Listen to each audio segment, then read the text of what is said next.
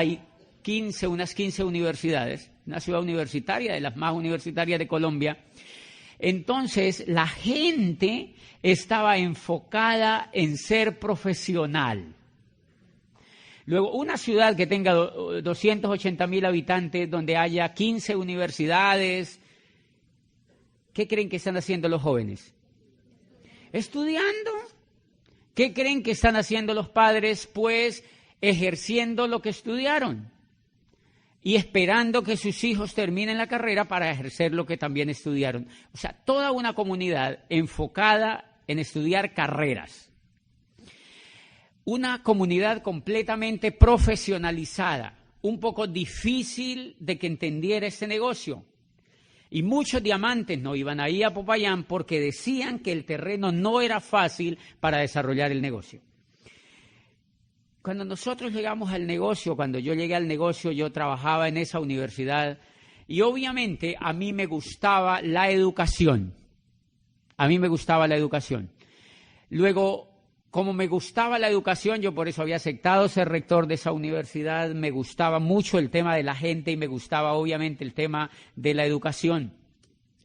Cuando yo encontré el negocio, conecté inmediatamente con la educación y con la posibilidad de que la educación fuera impactante para las demás personas. Número uno, esa educación empezó a impactar en mí.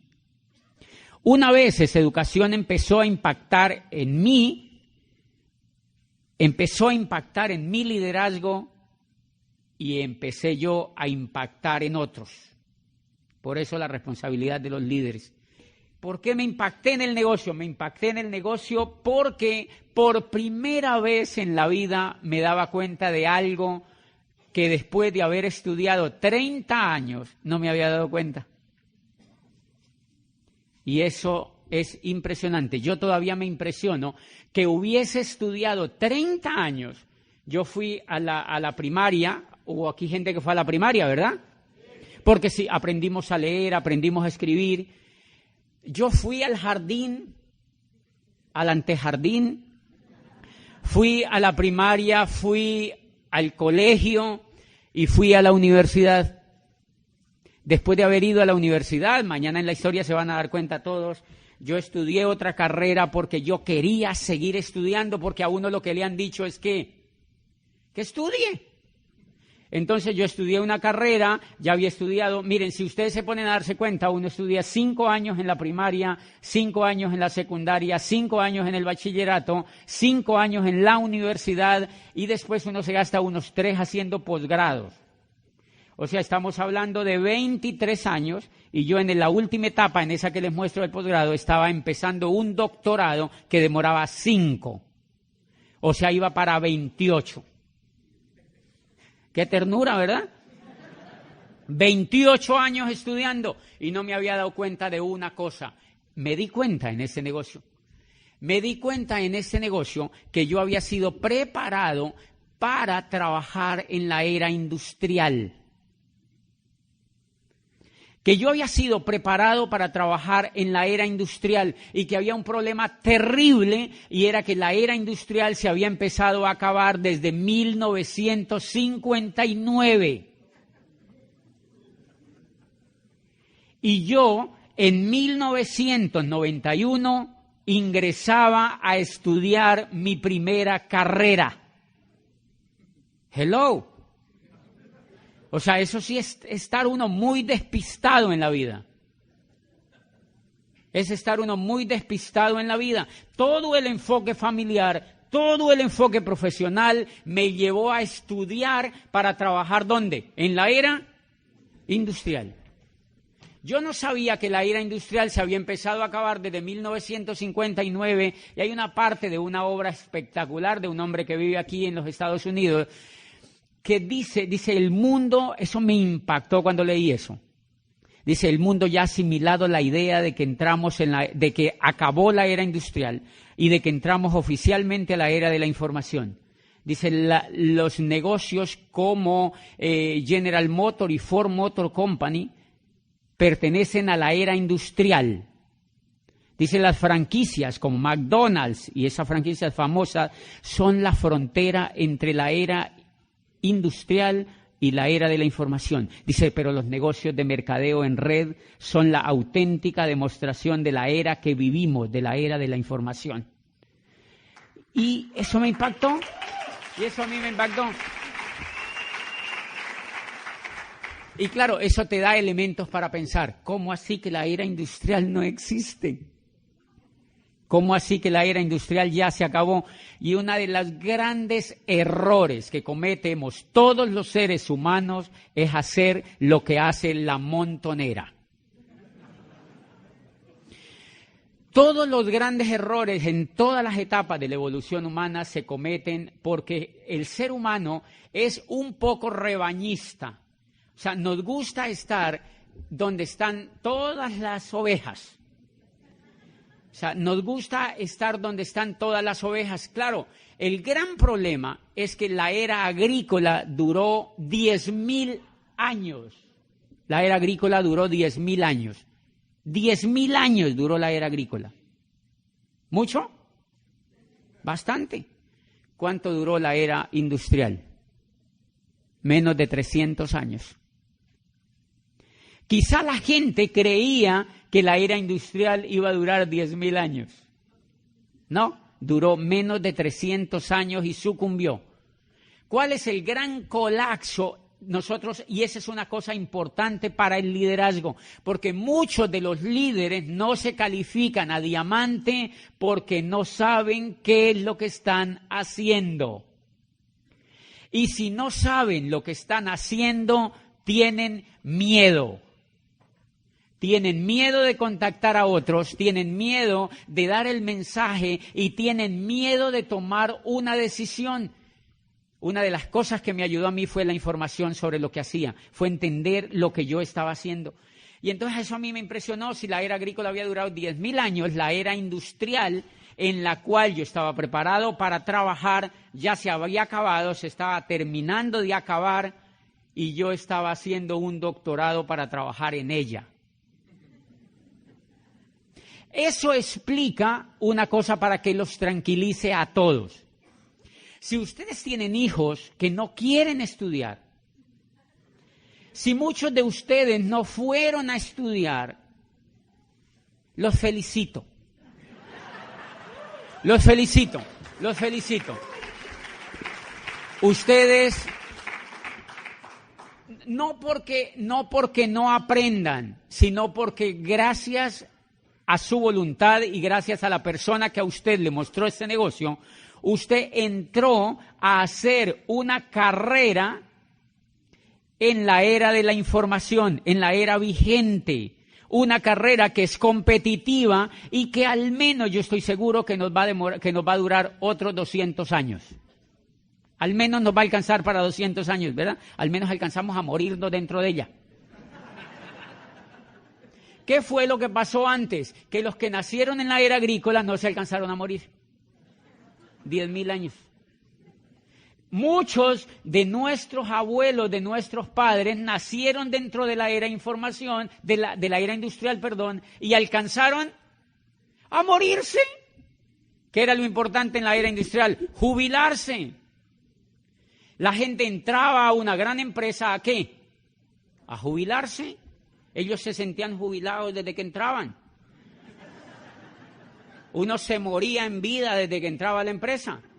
Porque porque cuando la era industrial estaba en su furor, ¿qué era lo que mantenía a la gente con ganas de estar allá? Que se podían jubilar. Que había estabilidad, ¿se acuerdan?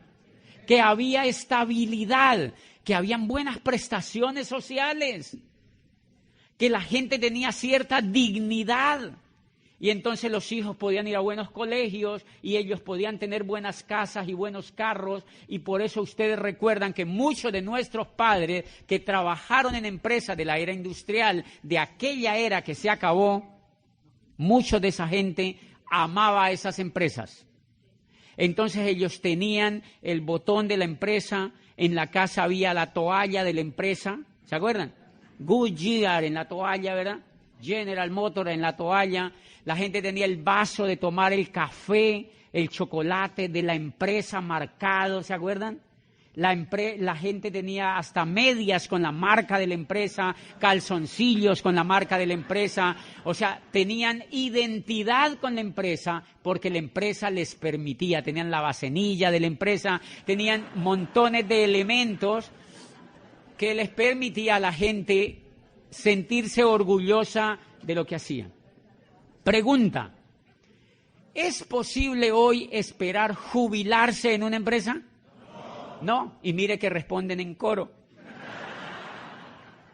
No, radicalmente no. ¿Por qué? Porque la era industrial ya se acabó. Si ustedes quieren que les cuente una cosa, mire a dónde llevan la masa del pueblo desinformado. Si usted escucha hablar a cualquier político en los Estados Unidos o en cualquier parte del mundo, le van a decir a la masa desinformada que el empleo se está recuperando. ¡Qué lindos! Porque la masa de allá afuera lo único que hace es ver televisión.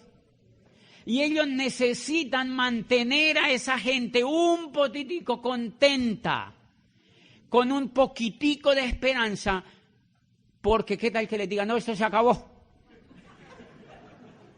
Esto se fregó del todo y ustedes tienen que ponerse las pilas.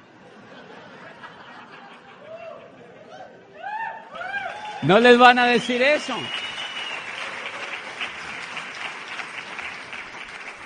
Entonces le muestran a la gente estadísticas donde le dicen el empleo se está recuperando. Mira, estaba el empleo, el desempleo era del 20 o del 25 y ahora estamos en el 24.85. Dice, hemos bajado medio punto y esto va bien, se va recuperando. Toda la teoría, todo lo que sale en este momento de gente seria que analiza el cambio de era, dicen el empleo es un asunto del pasado. El empleo es un asunto del pasado porque el empleo fue la evolución de la esclavitud. El empleo fue el estadio donde llegó la esclavitud una vez y acabó en la era agrícola. Entonces apareció el empleo. El empleo, ¿han visto cómo se le parece a la esclavitud? Es increíblemente parecida. El jefe es el dueño del tiempo tuyo. Y hace 5 años del mío. Imagínate. El jefe es el dueño del tiempo tuyo. El jefe es el que dice cuando tú sales a vacaciones o cuando tú no sales. El jefe es el que te dictamina todo lo que tú puedes o lo que tú no puedes hacer y tú tienes que pasar mucho más tiempo, la gente allá afuera tiene que pasar mucho más tiempo con el jefe que con su familia. ¿Cómo uno explica eso? ¿Por qué la era industrial no se sostuvo? Por montones de factores como eso, porque degeneró la vida en familia, degeneró la vida personal y esclavizó otra vez a la gente.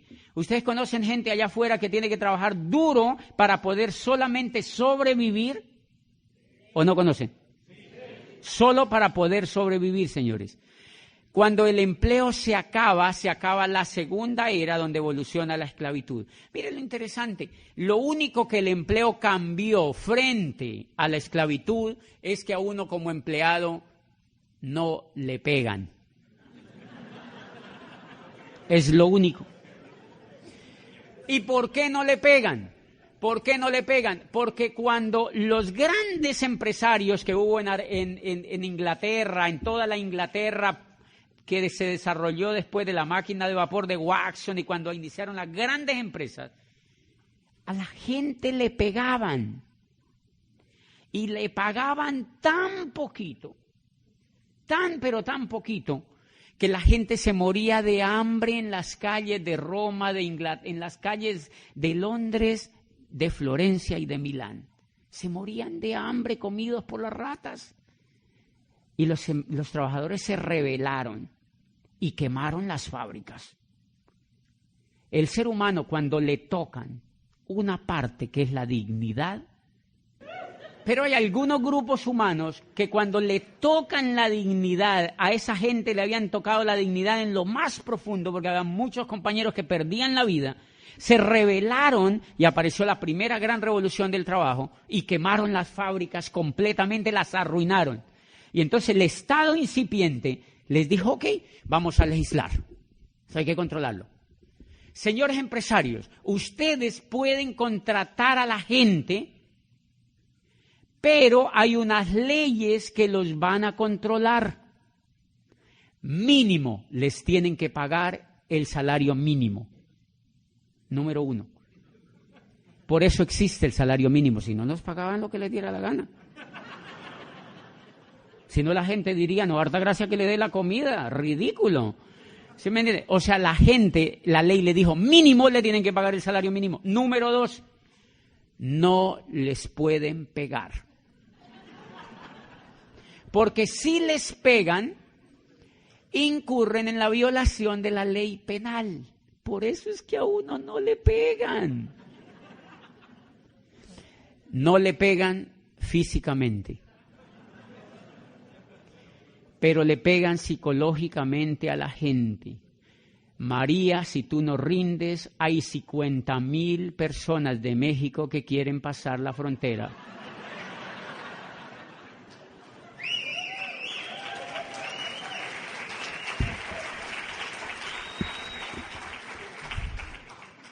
Y sigue igual, o sea, la pelea fue peor porque entonces no fue físico, fue psicológico. ¿Cómo tú controlas la violencia psicológica? ¿Quién la tipifica? ¿Quién la penaliza? ¿Quién controla eso?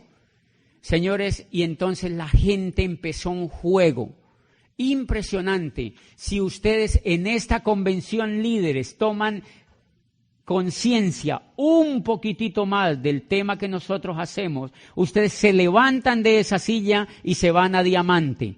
Porque si no se han levantado de esa silla para irse a diamante, es porque todavía no son conscientes de la gravedad que es si uno no se hace diamante en este negocio. Porque no comprenden el entorno. Porque quizá creen que es un jueguito. Ay, sí, me metí ahí en un negocio de productos, ahí dándole a ver qué pasa. No funciona. No funciona, no funciona. Es impresionante lo que está pasando en el mundo laboral. Yo voy mucho a Chile, el año pasado fui unas 5 veces a Chile y di una conferencia en una universidad prestigiosa allí de Santiago a estudiantes de la Facultad de Economía con sus profesores, hablando de esta crisis, de la crisis que el mundo de Occidente va a vivir por el acabose de la era industrial. Y yo les decía, y miren, ¿cuántos estudiantes aquí en Santiago de Chile están estudiando para trabajar en la era industrial? ¡Qué catástrofe! Por eso esos muchachos salen de la universidad con un título y van donde el papá y le dicen, papá, no hay nada. ¿Qué va a haber? Y el papá está más despistado que el hijo. Porque ninguno de los dos sabe qué fue lo que pasó, Y hay una cosa elemental que me impresionaba y que me daba cuenta que pasaba ahí en ese mercado de Chile. Y mire lo increíble. En Chile, el gobierno aprobó una ley democrática que permite contratar a la gente con 0 prestaciones sociales. Con 0 prestaciones sociales. Ese es el futuro que les espera a la gente que no se educa como empresario y a la gente que está esperando que la contraten y que la sigan explotando las empresas.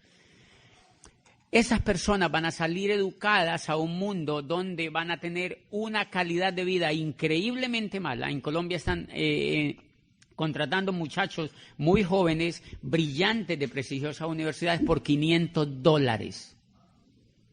$500. Y cuando eso, le dicen al muchacho que es para que coja experiencia. Y cuando ya tienen unos 10 años, entonces ellos dicen, oh, si ya no corre igual, ya no es lo mismo, ya se está poniendo como canción, reemplacémoslo por 2 de 20. Reemplacémoslo por 2, cuando ya la persona está cumpliendo 40 años, entonces lo reemplazan por 2 de 20. Y la persona sale allá desinformada, desmotivada, completamente desahuciada por el mundo laboral, a echarle la culpa al gobierno, a echarle la culpa a los demás. y a quejarse, y a quejarse, y a quejarse, y a quejarse. Carencia de información. Mire, en todo lo que nos ha metido el mundo laboral, la era industrial nos metió en un jueguito increíblemente espectacular. La era industrial nos metió en este jueguito y es que nosotros, fíjense, por eso les digo que no, mire, la gente en general hace este juego allá afuera. La gente va y estudia. Normalmente el papá paga el estudio. ¿De quién es el colegio donde el muchacho estudia? ¿De un rico o de un pobre? Normalmente de un rico. Casi los pobres no tienen colegio, mire qué cosa tan rara. De verdad, es bien raro, pero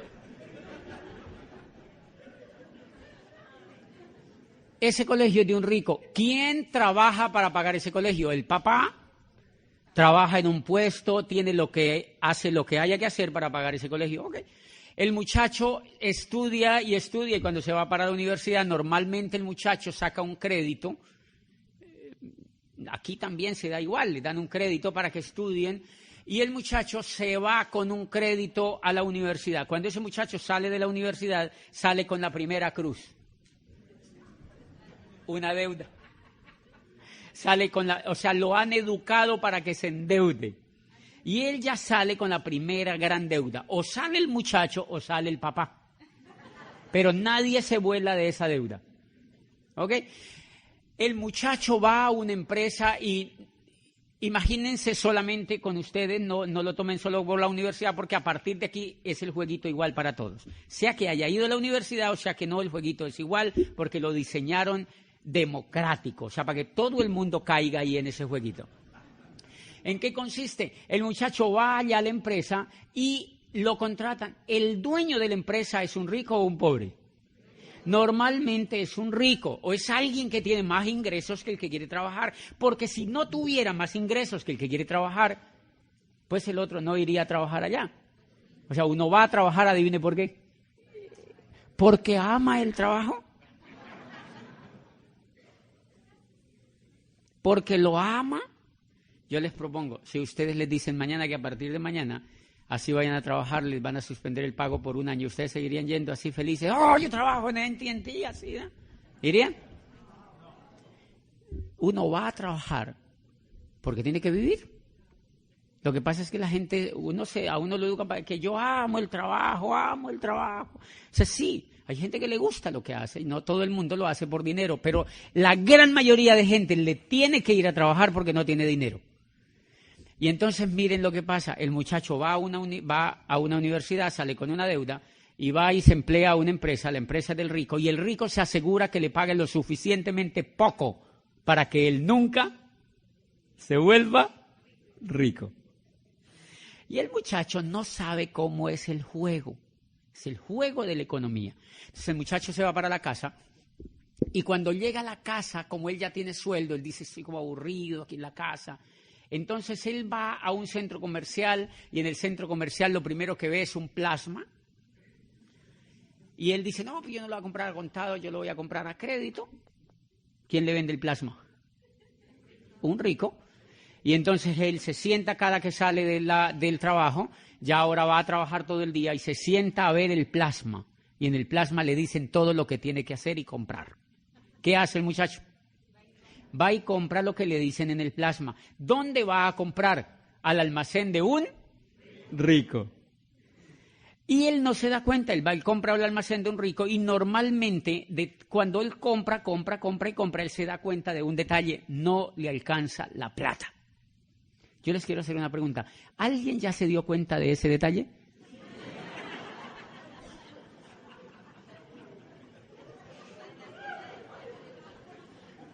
Que uno trabaja y no le alcanza la plata. Y uno no entiende qué es lo que pasa. Bien, como uno no entiende qué es lo que pasa, uno vuelve y pide explicación al plasma. Y uno se sienta y uno le dice, y entonces uno dice, si no me alcanza la plata, entonces sale y le dice el plasma, tranquilo, si no le alcanza la plata, hay American Express.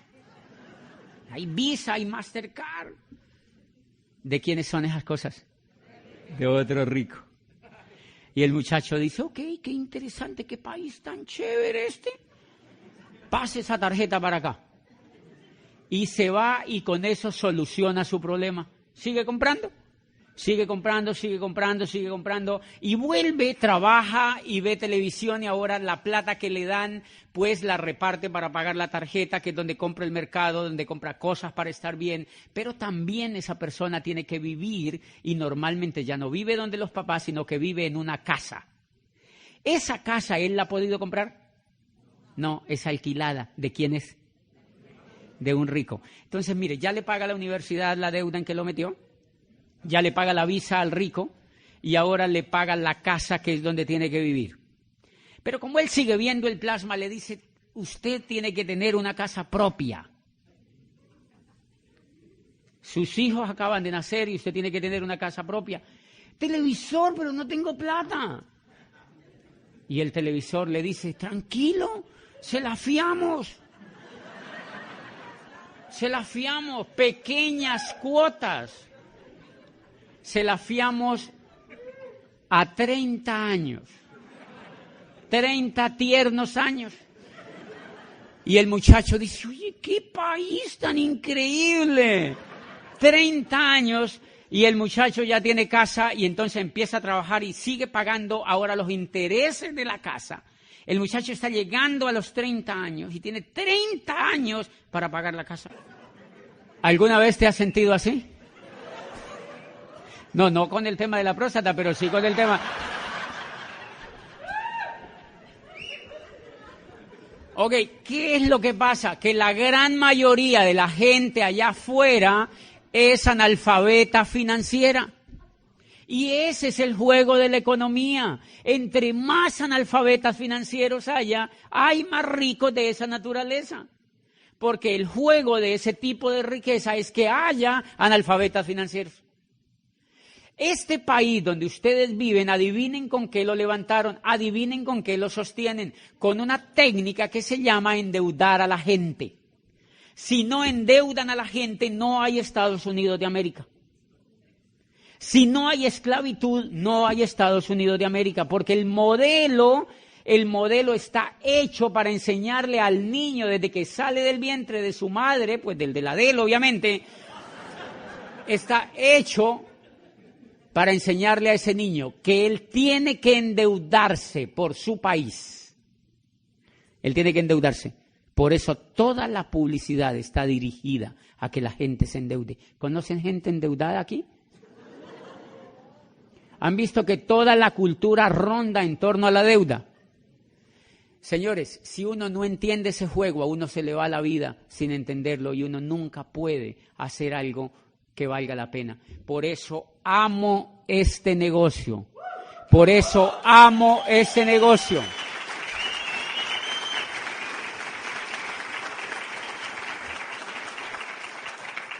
Por eso amo este negocio, porque cuando Riz DeVos y Jay Van Andel lo crearon. Lo crearon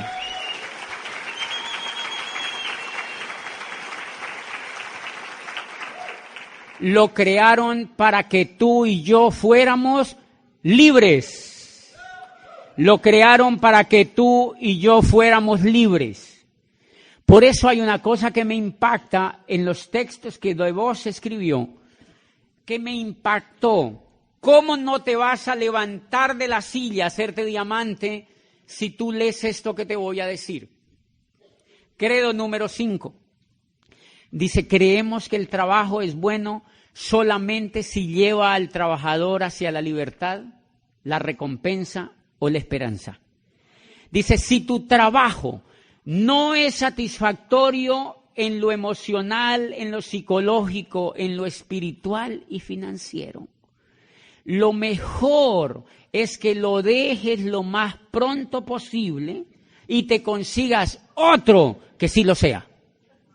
Dice eso Riz DeVos en un libro que se llama Capitalismo Solidario.